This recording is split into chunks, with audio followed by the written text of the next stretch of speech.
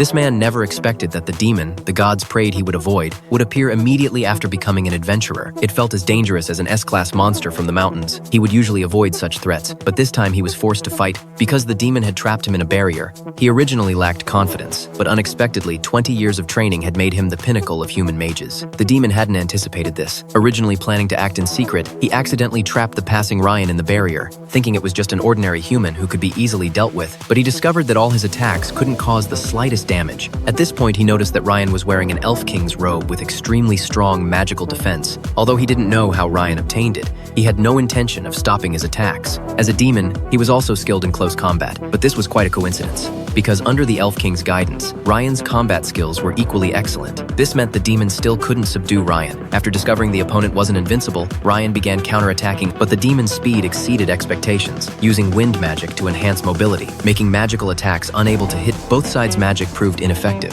ultimately having to rely on combat to determine the winner. At this point, Ryan was no longer panicked. He thought the demon was strong, but still fell short compared to his master. The demon didn't know his thoughts and became increasingly curious about Ryan's identity. Even his weapons were Elf King equipment, plus his amazing spellcasting speed, clearly acting second, but able to interrupt first. Understanding that magic was ineffective, he could only rely on close combat for a breakthrough again. But after such a long exchange, his movements had been observed by Ryan. After a few rounds, he discovered the demon's weakness and seized the opportunity to switch to magical attacks. Although the demon was caught off guard, he reacted quickly. Stomping 1 foot, 2 earth walls rose on either side of his body. But he underestimated the power of the ice spears and was injured for the first time. Ryan thought this was a rare opportunity and wanted to follow up, but facing a demon for the first time, he also underestimated the opponent's regeneration ability. In an injured state, his combat power actually became stronger.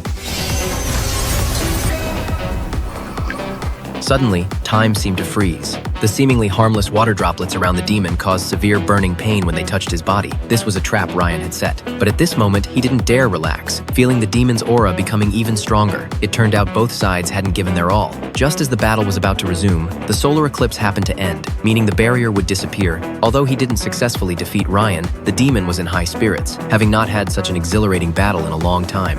After warning Ryan not to be defeated by other demons, his figure instantly vanished. Only Ryan remained alone. Then he remembered his original goal was to visit the dungeon. The demon matter was set aside for now. Today was the day he and his roommate were going to the dungeon. Despite the loud battle sounds just now, everyone seemed completely unaware, and the dungeon lecture proceeded normally. So Ryan and his roommate explored on their own. The other person was named Ben, a newcomer who became an adventurer on the same day. But this one was a real rookie who didn't dare attack even the weakest soldier ants. Ryan had to help, first using ice spears to immobilize the soldier ant's body, then letting Ben deliver the final blow. One strike took care of the soldier ant. After overcoming fear, he gradually became less nervous. But most situations still required Ryan's intervention. At the end of the day, the number of magic stones they obtained surprised their other roommates. You have to know this was both their first time entering a dungeon, but since the first floor monsters were weak, they didn't ask much. During the evening bath, Ryan's shoulder wound was healed by a roommate. It turned out one of them was a cleric. They thought Ryan was injured in the dungeon today, not knowing this was actually caused by the demon. The Elf King's robe couldn't completely protect against magical attacks, and naturally Ryan wouldn't reveal any of this.